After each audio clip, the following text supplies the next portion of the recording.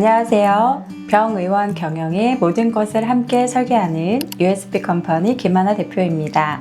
오늘은 병원을 처음 운영하시는 원장님들께 실질적인 도움을 드릴 수 있는 매우 중요한 이야기를 나눠보려 합니다. 실제로 개원부터 안정화까지 성공적으로 이끄신 파인드 피부과의 황종익 원장님을 모셨습니다.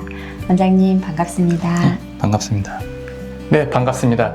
이렇게 좋은 자리에서 실제 경험을 나눌 수 있게 되어서 저도 기쁩니다.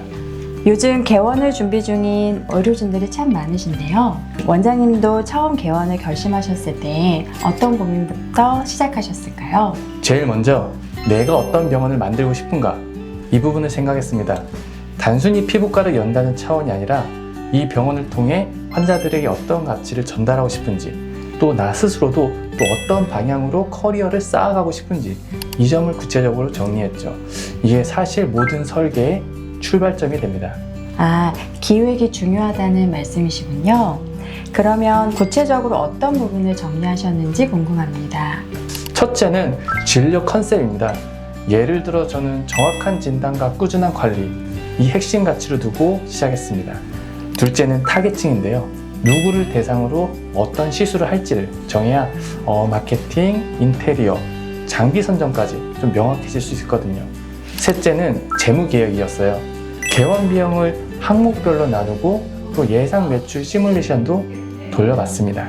입지도 그중 하나겠죠. 개원할 지역을 정하실 때는 어떤 기준을 보고 판단하셨을까요? 입지는 정말 신중해야 합니다.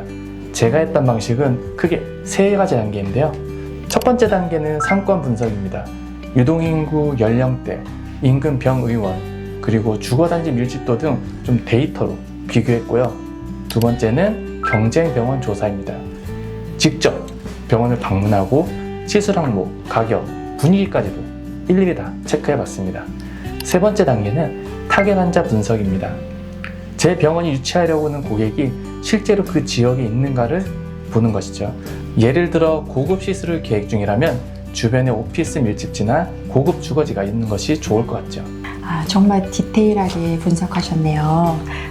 초기에 자금 계획도 어렵다고들 하는데 개원 비용은 어떻게 구성하셨을까요? 총 예산을 먼저 정하고 그 안에서 항목별로 분배했습니다. 예를 들어 인테리어는 전체 25%, 장비는 30%, 초기 인건비와 임대료를 포함한 운영비는 20%, 그리고 마케팅 10%, 마지막으로 예상치 못한 리스크를 위해서 예비비를 10% 정도 뒀습니다.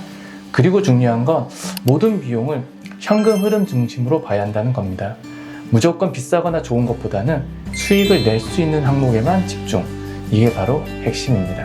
그렇다면 장비는 무조건 새 걸 구매하지 않아도 된다는 말씀이실까요? 네, 리퍼 제품이나 중고 장비도 성능이 좋고 보증 기간이 확실하다면 충분히 활용 가능합니다. 처음부터 풀 세팅하는 건 추천드리지 않고요. 시술 구성을 보고 장비를 확장하는 게 훨씬 효율적입니다. 그럼 초기 인력 구성은 어떻게 하셨는지요? 이 부분에서 시행착오가 많다는 분들도 참 많으시더라고요. 정말 공감합니다. 저는 먼저 진료보조와 데스크 업무를 명확히 분리했는데요. 그리고 채용 전에 업무 매뉴얼을 작성해 뒀습니다. 단순히 경험이 많은 인력을 뽑는 것보다 내 병원 철학에 맞는 사람을 교육해서 키운다는 생각으로 접근했죠. 덕분에 초기 혼란이 적었습니다.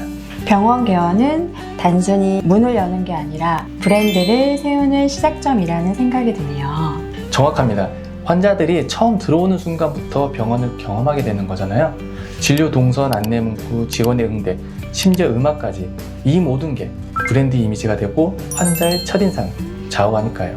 정말 깊이 있는 인사이트 감사합니다. 다음 편에서는 병원 개원 이후 어떻게 안정적으로 운영하고 수익을 만들어 가는지를 집중적으로 들어보겠습니다. 원장님 감사합니다.